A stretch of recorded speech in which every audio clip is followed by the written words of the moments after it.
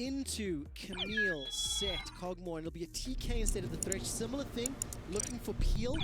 This will be the first time we see the Tahm Kench, and we'll give you some of those options, but zoom out and tell me what you see about the comps.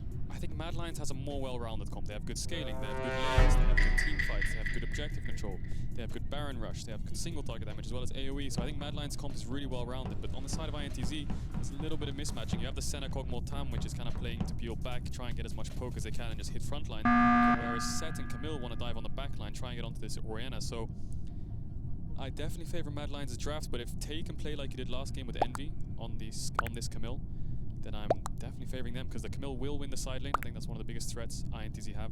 They have the Senna ult, they have the Camille, so if Tay can keep popping off on sides, push their 1-4 comp into sort of like a side lane advantage, keep the split push up, try and shut down Arome, then INTZ will be definitely favored in the game state. But if it's kind of an even game, I think Mad Lions' team fights might be a bit stronger. The thing I'm going to have to keep my eyes on is going to be execution, because let's remind ourselves that both of these teams have 1 win and 3 losses between them. It has been a disappointing start to the Plains group stage, whether you're a Brazilian fan or a European fan, because neither of these teams truly lived up to the expectations and the hope that they had going into the tournament.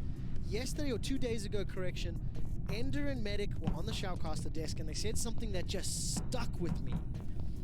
If you look at the Mad Lions players and the number of stage games that they have, 3 of them have only played 14 games on stage coming into the World Championship. That's because the entire year has been online. Arome's played 15 because he subbed in once last year, and 4 of the 5 players played up until week 7 of spring on the LEC stage, before then doing everything from home, from the office, online. Stage experience, nerves, rookie seasons for the majority of these players, and now traveling across the world to Shanghai, quarantining while a pandemic. There is a lot of pressure and not a lot of experience to manage that situation.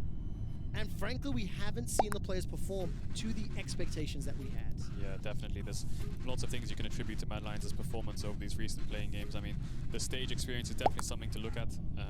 And it's a factor to consider. I'm not saying it as an excuse, right? Yeah. That is not my intent. But it is important to understand the context around it and think about that these players, they are young, they are new, and they've mostly known playing from home. Exactly, playing from home.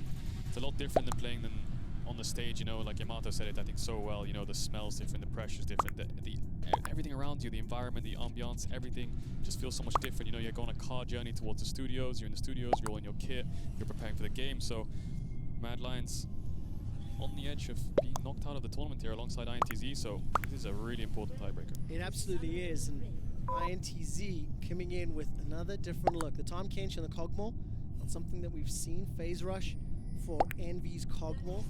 Taking a look as well across the rest of the Rift. And, I mean, execution is what I'm looking at, right? Graves, Wukong, Leona, seeing how they go in and deliver that shockwave for Humanoid. If you are a European fan and you're hoping for Mad Lions to make the 4th seed and then set themselves up for a best of 5 against Supermassive, you need Humanoid to load into the Rift right now, especially because he's going to be up against this Cogmore. And if this engage composition can get poked down by those living artilleries, and they never get a chance to engage on INTZ.